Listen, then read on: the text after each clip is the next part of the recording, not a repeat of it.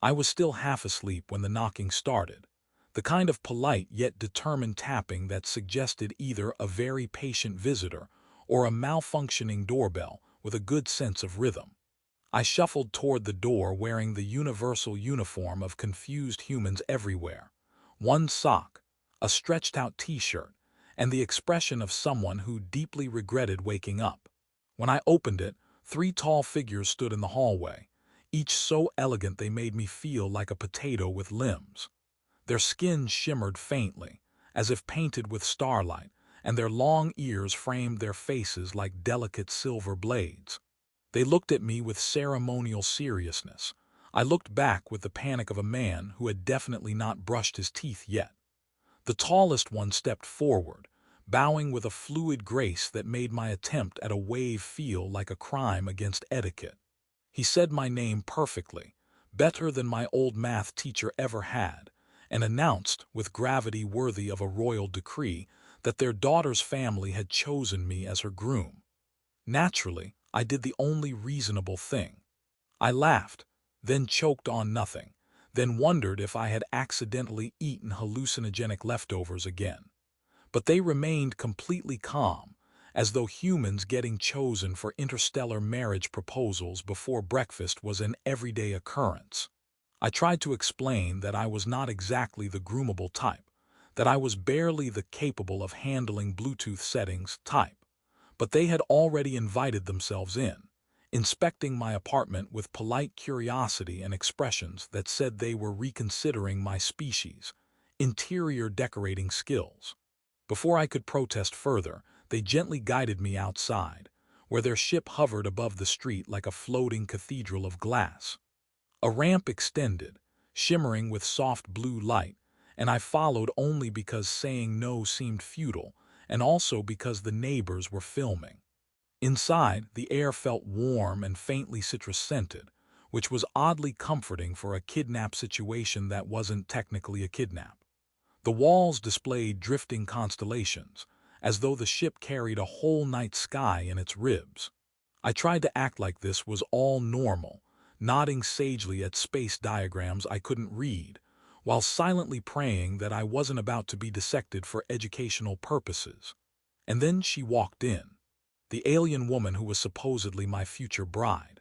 She looked mostly human, 2 arms, 2 legs, 1 face, all standard equipment. But her long ears framed her features like curved wings, and her eyes were the deep, steady kind that made you feel she already knew the embarrassing secrets you hadn't even remembered yet. She studied me with a calm curiosity, the way one might inspect a new household appliance that claimed to self-clean, but seemed unlikely to do so without causing damage. I straightened my posture, tugged my shirt, attempted a dignified expression, and immediately ruined it by tripping on my own foot. To my surprise, her ears lifted slightly, not in alarm but in amusement. Apparently long ears were expressive, emotional antennas that betrayed exactly what she felt. She greeted me in careful, melodic English, her accent shaped by a language that probably had more vowels than physics allowed. She explained that on her world, families participated in choosing potential partners, preferring logical matches over hormonal disasters, which, in retrospect, was a fair criticism of human dating apps. Her family believed I was compatible with her, something about emotional resilience, unpredictable problem-solving, and a face that suggests adaptability. I wasn't sure if that last one was a compliment or if I simply looked like someone who could survive strange situations through sheer confusion. I tried asking why they hadn't considered, say, a less startled candidate, but she only smiled and said she admired human spontaneity. This was flattering until I remembered that spontaneity mostly described my tendency to make questionable decisions under pressure. I asked her if she was okay with this arrangement.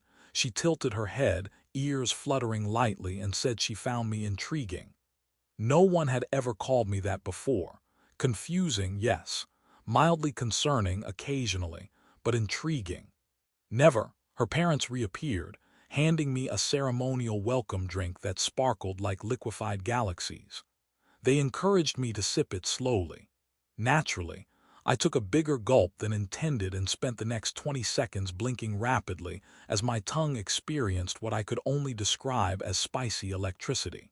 She chuckled softly, and I realized she wasn't laughing at me. She was laughing with me, even though I wasn't laughing yet because my taste buds were currently ascending into a higher dimension. Still tingling, I was guided through the ship as they explained the expectations of a groom. Respect, adaptability, cooperative spirit, and the ability to endure extended family gatherings involving telepathic charades. I nodded at all of this with the solemnity of a man who had no idea what he was agreeing to. Yet somehow her presence made the chaos feel less overwhelming. Every time I stumbled, she steadied me. Every time I asked a foolish question, she answered with patience shaped by a lifetime of dealing with humans, or at least the idea of them. And every time our eyes met, something warm flickered there. Interest, curiosity, maybe even hope. By the time they showed me the chamber where I'd be staying while learning their customs, it hit me fully. I wasn't being forced into anything.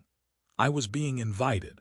Across worlds, across species, across every expectation I'd ever had for my perfectly ordinary life. And for reasons I couldn't explain, the idea of being chosen, accidentally, absurdly, interstellarly, didn't feel frightening anymore. It felt like the beginning of something unexpected, something strangely promising, something quietly waiting in the gentle curve of her long, shimmering ears. I woke on the alien ship to a soft chiming sound, the kind that might gently wake a peaceful person but startled me enough that I nearly rolled off the cot. The walls glowed with drifting constellations again, shifting like someone was quietly repainting the universe every few seconds. I sat up, disoriented, trying to remember where I was and why my pillow smelled faintly like citrus and ionized air. Then the door slid open without my permission, because apparently doors here didn't believe in privacy, and she stepped in, my almost sort of fiancé, ears lifting in greeting. She held a platter with breakfast on it, which looked suspiciously like glowing seaweed but smelled surprisingly good. She told me it was a traditional morning meal for a groom in training, and I thanked her with what I hoped was a dignified expression, though it probably looked like polite panic. As I took my first bite, the food fizzed and dissolved into warmth, spreading through my chest like courage in edible form. She noticed my surprise and tilted her head, ears angling in amusement. She said it was meant to help with the learning rituals I'd be starting today, which made me instantly suspicious, because any food designed to help usually implied that suffering was about to follow.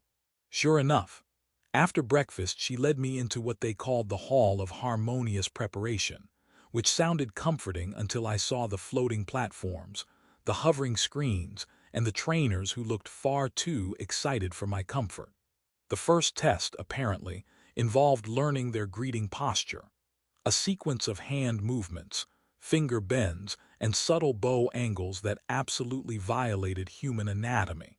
I tried to follow along, but my fingers refused to bend the way theirs did, producing nothing but cracking sounds and an expression from her that suggested both sympathy and mild horror.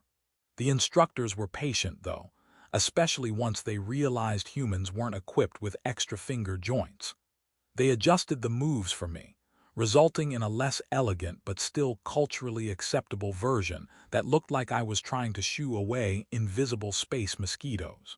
Every time I executed it wrong, which was often, she stepped beside me, adjusting my arms gently, her touch warm and light.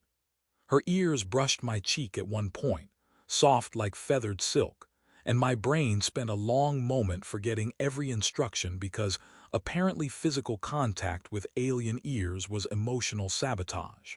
She laughed when I apologized, her voice soft like static in a pleasant frequency, and assured me that humans weren't expected to master everything immediately.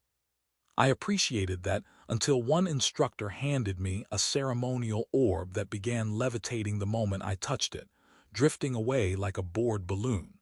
I chased it for an embarrassingly long time, trying to look composed while running in circles. The orb drifted just out of reach, seemingly amused by my efforts. When I finally grabbed it, the thing pulsed triumphantly, as if pleased that I had proven myself worthy, or at least amusing enough to tolerate. She watched, trying not to laugh, her ears twitching with the effort. I told her the orb had a personality.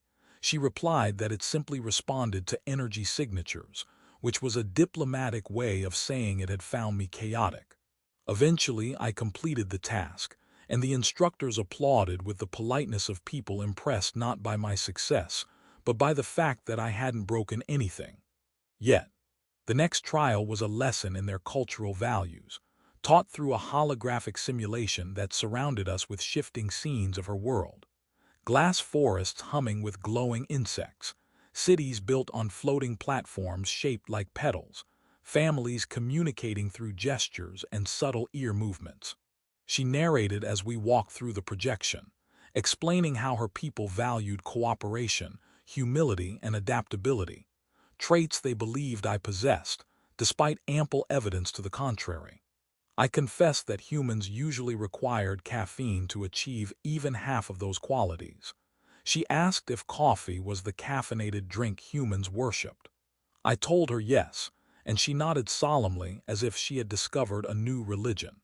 As we continued, she began sharing smaller details about herself, the kind that didn't come from holographic lessons. She told me she liked to study human culture, that she found our spontaneity refreshing, that she once tried human dancing and nearly sprained an ear. I had no idea ears could sprain, and she laughed when I asked how that was possible, explaining that her species had more muscles in their ears than humans had good relationship decisions. She said it gently, but she had a point. In return, I told her about my ordinary life, my job, my tiny apartment, the time I tried online dating and matched with a bot that kept asking for my bank details. She listened with fascinated horror, ears flattening in disbelief, and said she admired humans for surviving their own technology. Later, during the ceremonial etiquette portion, I had to bow at a specific angle that apparently indicated respect but not desperation. My first attempt was too shallow, my second too deep, and my third looked like I might faint. She stepped forward, guiding my shoulders with warm hands, adjusting me like someone positioning a mannequin that needed constant supervision. Being close to her made everything harder and easier at the same time. My heart raced, but the tasks felt less daunting when she was near. I realized I was starting to look for her reactions, her reassurances, the soft flicker of her ears that told me she found me amusing but capable. It was ridiculous how much I cared about impressing someone from another world. When the lessons ended for the day, she led me back toward my chamber, walking beside me instead of ahead like earlier. There was a new ease between us, something quietly forming in the spaces between our words. She told me I had done well for a first day. I said I was glad nothing exploded. She agreed that this was, from her people's perspective, an encouraging start. As we reached my door, she paused, her ears lifting slightly as if listening to something inside her own thoughts. She said she was glad her family had chosen me. Not because tradition required it, but because she found my presence unexpectedly comforting, unexpectedly bright. I didn't know what to say at first. I wasn't used to being chosen. But I managed a smile, awkward and sincere, and told her I was glad too, more than I had expected to be. Her ears curved into a soft, pleased shape I was beginning to recognize, and for a moment neither of us moved, the air warm with something unspoken. When she finally said goodnight and walked away, I stood there long after she left, thinking that maybe this wasn't just an invitation into her world. Maybe it was the beginning of belonging to something bigger, something that made even a bewildered human feel like he could learn how to fit, how to understand, how to stay. The third morning began with a low hum that vibrated through the corridors like the ship itself was trying to wake me up gently, as if it knew today was important and didn't trust me to get out of bed on time. I rose with a steadiness that surprised even me. 3 days ago, I could barely handle breakfast without embarrassing myself. And now, I was preparing for the final ceremony that would decide whether her family truly accepted me as her partner. When she arrived to walk me to the preparation hall, her long ears arched upward in a way I had learned meant pride. She said I looked confident. I admitted I was mostly running on adrenaline and the fear of accidentally insulting someone's ancestor with incorrect hand gestures. Still, she smiled as though confidence wasn't measured by perfect form, but by showing up and trying anyway. The hall was different today, quieter, the floating platforms arranged neatly, the ceremonial orb hovering politely instead of drifting away like an unruly balloon. Her family stood at the far end, watching me with a mixture of curiosity and hope, which was a refreshing improvement from their earlier expression of, "Who let this unprepared human near our sacred traditions?" The final trial, they explained, was a symbolic partnership exercise, stabilizing a small bioreactor that powered their ship's ceremonial wing. Normally, this task was performed by two bonded partners, because the device responded to emotional harmony, mutual trust, and a shared ability to not panic. I nodded solemnly and told them I was absolutely qualified to not panic as long as the machine didn't make any alarming noises. The machine immediately made an alarming noise. Her ears flicked in amusement. Her parents did not look amused. Still, she stepped beside me, and together we placed our hands on the shimmering control surface. The machine lit up with gentle pulses at first, reacting to our combined energy. I breathed slowly, focusing on the warmth of her presence beside me, the calm confidence she radiated. But then a secondary panel slid open, revealing more buttons than any rational device should have. Before she could warn me, my very human instinct to investigate kicked in and I tapped one. Her ears shot upward in horror. The reactor chirped, beeped, then emitted a sound somewhere between a sneeze and a cosmic belch. Lights flashed. The instructors gasped. I whispered an apology to every known deity and one alien houseplant I'd accidentally knocked over earlier. The bioreactor's glow flickered wildly, and for a moment it felt like everything might literally or metaphorically explode. But instead of panicking, she placed her hand over mine, steady and reassuring, guiding my fingers across the controls. She laughed, actually laughed, while we worked, saying that humans had an unmatched talent for chaos but also an unmatched talent for improvisation. I didn't know whether that was a compliment or a diplomatic insult, but it steadied me. Together, we coaxed the reactor back into balance, adjusting its energy rhythm until the lights smoothed into a calm, steady glow. When the machine finally emitted a soft, satisfied hum, the hall erupted into relieved applause. Her family exchanged glances that ranged from impressed to, "Maybe this odd human isn't a total disaster." Her mother approached first, placing a hand on my shoulder with gentle weight. She said I had shown adaptability, humility, and humor, three qualities essential to their people. Her father bowed deeply, a gesture I had struggled to learn for days, and I did my best to return it without fainting.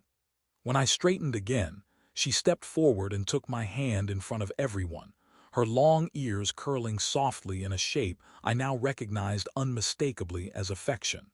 She told them she wanted to move forward with the union, not because tradition required it, but because she believed in what we could build together, in the way our differences balanced rather than divided us. The ceremony itself felt like stepping into warm starlight. They placed a thin glowing band around my wrist and another around hers, the lights merging briefly to symbolize shared futures. The ship's lights dimmed, and floating holographic petals drifted down, brushing our skin like luminous snowflakes. I wasn't sure if the moment was meant to be serious or sentimental, but when one petal landed on my nose and refused to detach, she laughed quietly and brushed it away, her touch lingering longer than necessary. I realized then that somewhere between being chosen by accident and choosing her on purpose, I had changed. I felt steadier, braver, less like the man who panicked over glowing food, and more like someone capable of stepping into a new world without losing himself. After the ceremony, as the ship drifted through open space with gentle hums like a contented giant, she walked beside me through the observation deck. Stars spilled across the glass as though the universe had been spilled carelessly but beautifully across black velvet. She said our journey would not always be easy. Cross-cultural relationships rarely were. But she believed we would navigate them together, with laughter when possible and patience when not. I told her I couldn't promise to stop pressing mysterious alien buttons, and she said she wouldn't want me to because it kept life interesting. We stood in silence for a moment, watching a nebula swirl in colors I didn't have names for. Her long ears brushed lightly against my